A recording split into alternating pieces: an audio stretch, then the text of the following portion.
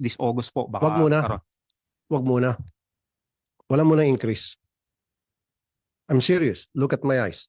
Opo. I'm very dead serious. Wala muna increase. Ipapaabot ko po sa ating... Yes, of course. Yung paplag ng mga taga-DOTR, ng mga taga-DPWH, DOF at NEDA, sabi mo sa amin. Mayaya pangit ng serbisyo tapos mag-i-increase. Kawawa naman yung taong bayan, yung mga motorista.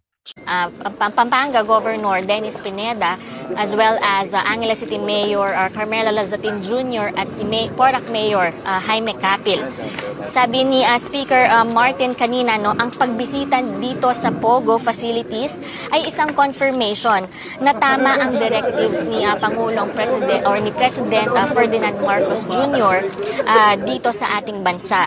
Sabi nga niya, itong ocular visit ay parte din ng House investigation on illegal activities that are being linked to POGOs. Mamaya, pupunta rin sila sa warehouse sa Mexico, Pampanga, kung saan nakita yung 3.8 billion na shabu shipment na galing sa Subic Port noong September 2023. At ito ay naitanong natin kanina sa press conference kung ano ba ang link nitong drugs at ng POGOs. At ang sabi niya ni Representative or Committee Chair on Dangerous Drugs na si Congressman Ace Barbers, may link talaga itong illegal drugs at ang POGOs dito sa ating bansa dahil based on their investigation so far, itong mga alleged incorporators ng warehouses, lalo na ng Empire 999 at gaya nitong Lucky South 99 ay magkakakilala or they're either they know each other or that they are relatives as well. Balik kaninang umaga, nagsagawa ng o pumunta ang members of the House sa Bamban, Tarlac kung saan ang Zone U1. Doon nakita nila yung mga villas at as well as the tunnel kung saan lumulusot ito sa tatlong villas pa doon sa loob ng compound. At yung structures doon ay 36 in total at merong 27 volts na naibuksan na kamakailan. Pagkatapos noon ay dumiretso ang house dito sa Lucky South 99 sa Royal Thai Court, dito sa Royal Garden Estate sa Porac, Pampanga at nagsagawa din ng ocular inspection kung saan tiningnan yung mga torture rooms dito sa loob ng at least tatlo yung tiningnan nila doon at mga KTV area na naging reassurance po ba itong pag-visit, sir, para isara at i-ban ang POGOs? Oo, kasi nagkakalak ngayon sa paano ng batas na immediately put in effect yung orders ng ating presidente. So, paano ng batas na nakafile pa noon na kinoconsolidate natin para ipapawind up natin itong mga activities illegal. Continuous po yung mga congressional hearings. Tuloy-tuloy yan. At problema lang dito mukhang hindi lang ito illegal gambling. Mukhang may mga nadidinig ko na pamamayang konti. Meron tayong makikita ng mga connections sa other illegal activities. Kaya mabuti na lang na titingnan natin lahat. Kaya House leadership, yung mga chairs sa border, sa drugs, sa public human rights. Diba? Na gusto makita talaga yung ugat ng lahat ng mga activities na ito.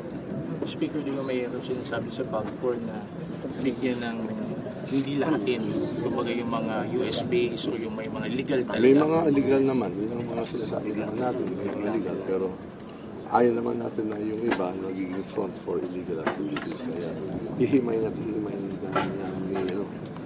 Chairman Altenco, kaya we will support him sa efforts niya na susundan natin yung utos ng Presidente na to wind up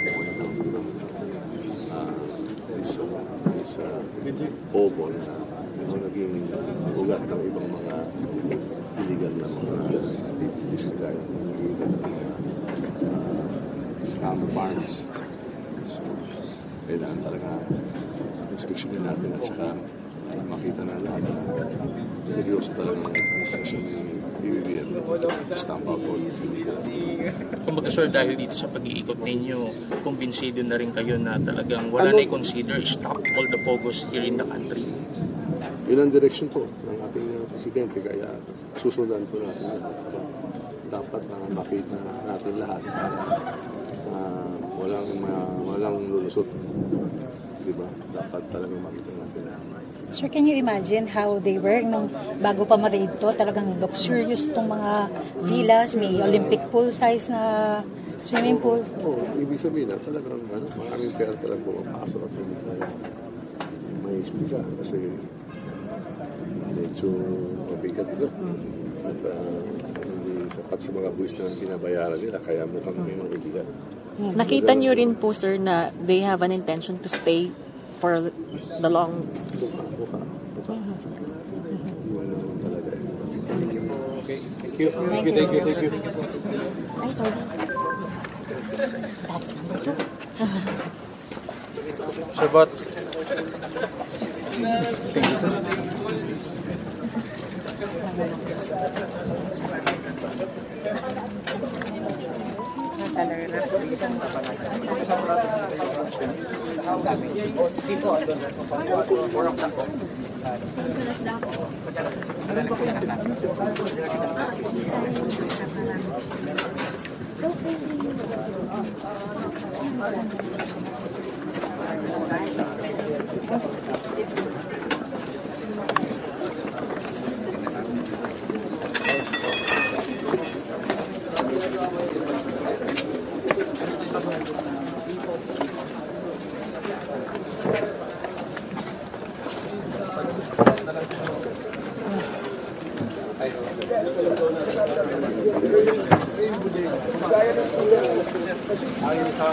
ay sa world-class facilities, toll facilities sa ibang bansa. Okay, sir, Opo. napapalit tayo. Hindi mo nasasagot diretso yung aking katanungan na bago sana kayong pumayag na ipatupad yung increase sa kontrata, di ba? Pwede nyo naman ipahold yun, kausapin yung mga kasamahan nyo sa DOTR, sa DPWH, DOF, at sabihin nyo na kailangan ayusin muna yung serbisyo bago nyo igugo lahat yung pag-increase. Ngayon, kailan ulit yung susunod na increase? Ka-increase lang ng June, tama? Magkano na? Kasi listahan tayo dito. NLEX Open System, Class 1, 5 pesos. Class 2, 14 pesos. Class 3, 17 pesos. NLEX End-to-End, Class 1, 27 pesos. Class 2, 68 pesos. Class 3, 81 pesos. Now, kailan ang susunod?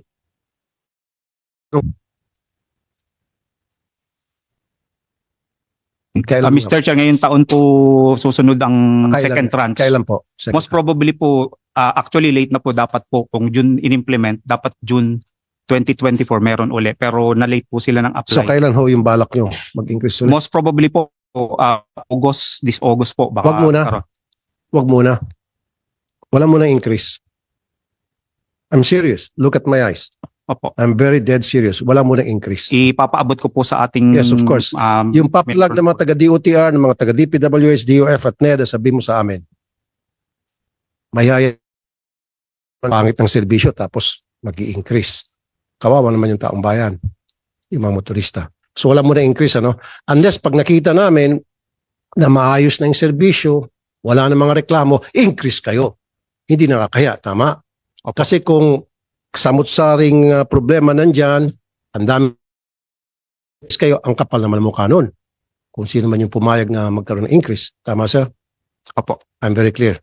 Ipaparating ko po sa mga miyembro ng board po. Makakaasa po kayo. Okay. So, yung RFID, ayusin na natin, although I've spoken to some people. Dalian Trains. Ano na status nitong tad ng korupsyon, Dalian Trains? Sa based po sa nung huli po tayo nag-present din po kami dito sa Committee on Public Service. Sa ngayon po, yung team po ng Dalian expected po to arrive itong buwan na to. Ngayon po magpo-provide po sila sa amin ng status ng lahat ng mga Dalian trains na nandito. Currently po ang aming consultant meron na rin pong nai-submit po sa amin last week lang nung possible costs kung patatakbuhin po ang Dalian trains, no, yung in terms of additional power due to the weight, yung magiging additional costs ng Maintenance. yes po ng maintenance on Dalian trains and the operations po, no. So ito po ay pag-aaralan po namin since last week lang po na-submit sa amin nung Friday. So pag-aaralan po namin yon for us to be able to come up kung ano po yung magiging mas beneficial. Gaya nga po ng sabi nyo, dapat bang ibalik na lang po natin ito at Alam niyo, ma'am, po ng what is beneficial for everybody, for our country, and for our people is ibalibag isoli yung trend na yan na in the first place, alam naman pala kung sino man nag-procure niyan, kung sino man nakipagkontrata niyan, alam naman pala na it will not fit our train system here. And yet, binili pa rin yung trend na yan. Nagas nyo? Alam nila na hindi babagay, hindi tutugma sa railway system natin, sa MRT, yung Dalian train. And yet, pinilit pa rin. Doon mo pang kita yung tad-tad ng korupsyon, di po ba? So kung ako po, tatanungin nyo, kasi para lamang ma-accommodate itong mga train na ito, marami tayong gagawin adjustment at magdadagdag tayo ng bayad sa maintenance, tama? For several billions of pesos every year para lamang ma-accommodate itong Dalian train. Sana magan. Isoli na lang yan sa China kung saan mang bansa galing yan. Am I right, Yusek? Yebra? Tama Huwag po na kayo, napag-aralan